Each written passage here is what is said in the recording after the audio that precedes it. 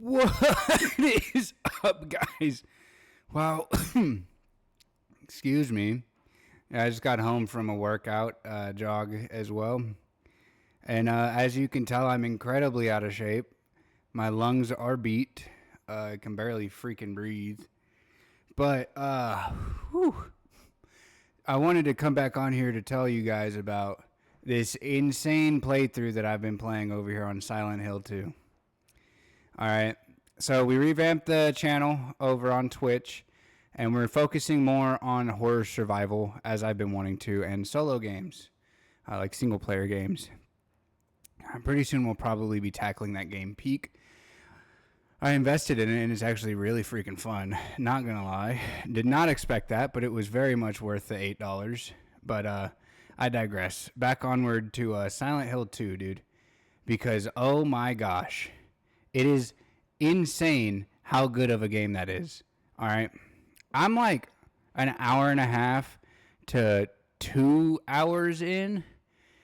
And all I have to say is it has touched me in a way that no other horror survival game has done in a long time. All right. Have I played every single horror survival game? No, by no means. I've played like every Resident Evil and a handful of others. I played that like demo Silent Hill game, I think it was last year maybe. And that was actually the first and only Silent Hill game that I've actually played in the whole series. Sorry, cat jumped up on my Xbox. Yeah, that was like the first Silent Hill game that I've ever played in the series. And I understand that this is a remake. There are some things that are different about it if I'm recalling correctly, but I honestly couldn't tell you what any of those things are.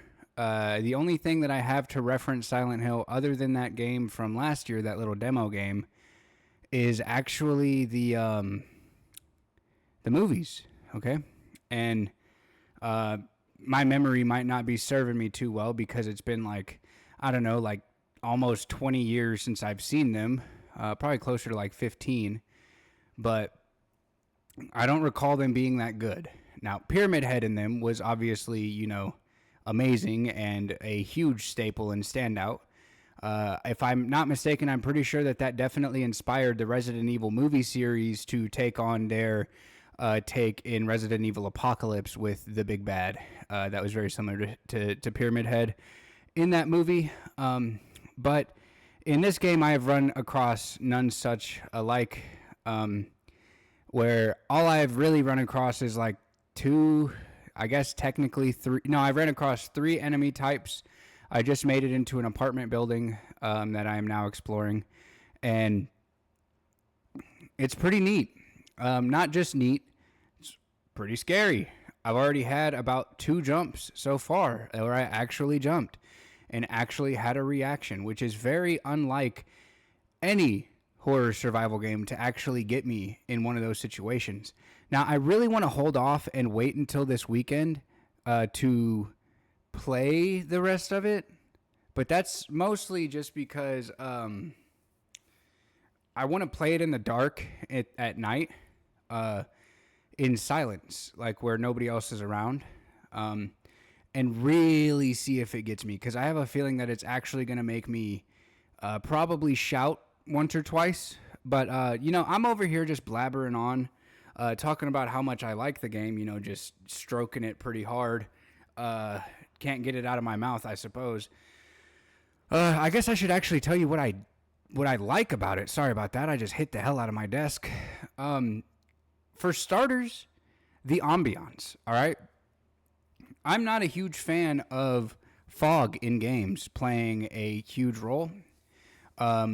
You know, playing the effect of, oh, you can't see what's in front of you, be scared. I don't really care for that. I don't really know why.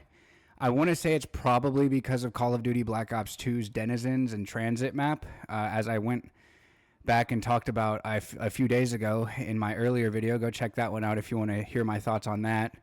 But it feels like a cheap out for horror survival games to use fog as an effective measure. Now, do I think that it's like bad because of that? Absolutely not. You guys just heard me have it freaking like 6 inches down my throat for like 4 minutes. But I think that it definitely plays a strong enough effect, but also doesn't affect your gameplay too much because it, allows you to still see a good portion of what's around you, and you can see through the fog. And that might actually just be because, graphical power has gotten a lot stronger. But it also could just be a litany of other reasons. Next, I guess I could say, is the enemy types, and honestly, the enemy density. You don't really have too much enemy density. You don't really feel overwhelmed at the moment, at least not in the start.